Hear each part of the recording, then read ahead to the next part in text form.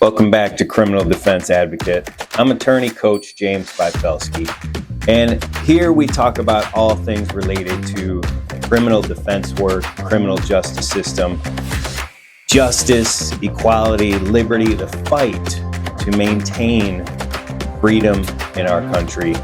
For those of you who are either criminal defense attorneys, or if you're interested in criminal defense work, maybe a law student, or maybe you've been impacted by the criminal justice system and you want to do your part to make it work better for everybody.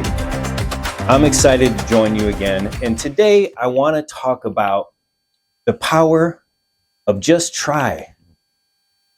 I think as criminal defense attorneys, as people that have all gone through basically the same law school experience, where we've been trained to think a particular way, to assess and analyze case law, statutes, court rules in certain ways to help us do our work as attorneys. But in the process of going through law school, I think there's often an unknowing or unintentional way that professors teach us that we should only make an argument in a particular case, or only file a motion in a particular case, or only go to trial in a particular case if we really believe that we're going to win that, either that motion, that trial, that argument, and that there is a right argument and a wrong argument. We're really taught that in law school, even though it is unintentional, I'm sure. But I think because in our own human nature, we often want to find out what's right, what's wrong. I'll do what's right, I'll avoid what's wrong, as though everything is so black and white, so one or the other. But the reality in the legal system, and for anybody who's been practicing for 10 years or more, would know this with such clarity that they'd be able to transform their practice as a result of knowing this, is that in the legal system, which is made up of human beings, of all colors and stripes, of all backgrounds and socioeconomic levels, the legal system is made up of and directed by people who are making decisions every moment and every day that they're practicing, whether that person is a criminal defense attorney or a prosecutor or a DA or a U.S. attorney or a judge, or even the other people that are involved, probation agents, parole officers, bailiffs. There is no right answer to every question or issue or argument in the legal system. And sure, there are statutes that tell us what the law is. There are cases where judges have interpreted those statutes and developed a clearer understanding of how to apply statutes in a particular situation. But I think, especially with new attorneys, what we fail to recognize as defense attorneys is that we are part of that process of developing the legal system, of developing case law, of developing the actual application of the black letter law, which really is a dead letter in the sense that it is meaningless until it's applied in real life scenarios. But that you and I, as criminal defense attorneys, especially when our focus is protecting the individual rights of somebody charged with a crime, our job is even more important in terms of developing the legal process, a more accurate, if you will, understanding of how to apply a particular statute in a situation that affects real lives and real people.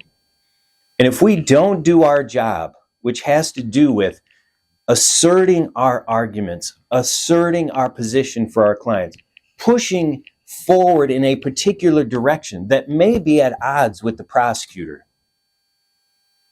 It may even be at odds with the judge. But when our job is to zealously advocate and represent the interests of the individuals who are charged with crimes, our duty, our sacred duty and our calling is to fight for their rights. And instead of thinking, well, that argument is not strong enough, I'm not going to make it, turn that around a little bit. Say, well, I can see how that argument could work. Let me try it. The power of just trying is something that if you use this in your practice on a daily basis, if you just even try it for a month, when you're confronted with a situation where, let's say your client is telling you something about his innocence or about how she didn't do this, but you read a police report and it looks like there's no way that what your client is telling you is true. Take the risk of believing your client because that's who you represent. You don't represent the police officer or the agent that wrote that police report. You represent the defendant who is charged, who is an individual who has every right to be trusted and believed and fought for in the legal system.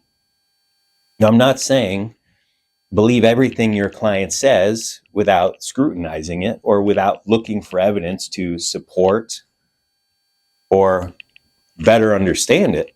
But I am saying it's all too easy for some reason in the legal system. And maybe it's based on human nature that wants to always be a part of what seems to be stronger in a group or be a part of what seems to be more popular in a group setting.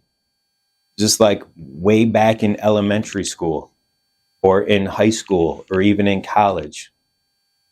We most often want to be around the people that are liked, that are popular, that are doing the things that get good attention. And we seldom want to be the person who's left out, that's unpopular, or that's fighting for an unpopular cause. But here's the beauty when you, as a criminal defense attorney, become a true advocate for your client and you dig deeper into your clients' lives, better understand who they are, where they're coming from, what has impacted them, what has affected them, what has brought them to this point in time where they've been charged with some kind of serious or not so serious crime, the outcome of which will have a tremendous impact on their lives, for better or for worse. It is a sacred calling to be able to support somebody who is unpopular, because often what is unpopular at one moment in time becomes popular when more and more people understand the importance of it. And that's where you and I come in terms of changing the tide, which it's already begun to shift. When we see more and more exonerations, when we see more and more legislatures, state legislatures, even the federal government, deciding to compensate people that have been wrongfully convicted, when we see more prosecutors' office developing integrity units to help assure from their side of the aisle that wrongful convictions don't occur. These are great developments in the legal system that would never have happened if criminal defense attorneys did not step up and fight hard to protect their clients and their interests and to fight against the cultural flow that for decades looked at criminal defendants as scum of the earth, as people that did not deserve any fairness in the legal system. Until we started to recognize that that problem also bred corruption in police departments, in the FBI, we're seeing more and more issues now with the FBI currently, that if someone in authority, like a police officer or an FBI agent, doesn't care about the truth or integrity or the human dignity of everybody that they're dealing with, and they decide to treat some people worse than others based on their position or socioeconomic status, then that is a huge problem that will turn in on itself and cause major problems and disruptions in society. So it's really up to you and I, criminal defense attorneys, whatever stage you're at in your practice or in your career, to just try, get up and try a little harder for your clients. I tell myself, try a little harder for my clients. Even when I hear something off the wall from a client who wants something that seems impossible or ridiculous, okay, if I just step back, if I put myself in my client's position and thought, if just for one moment there was a possibility, even a slim possibility, that argument could work and it could change the total outcome of my client's case. If I'm in my client's position, would I want to try it? Of course. And yet, as the professionals, the ones who are licensed to represent other people, we so often shy away from what seems to be, could be, a losing argument, or from taking a case to trial that might not win. But you know what? It might win. I remember when I was in my early days as a young defense attorney, working with my business partner at the time, who was 30 years older than I was. He was a retired police sergeant. He had done 20 plus years as a police officer. And then he got his law degree and became a criminal defense attorney.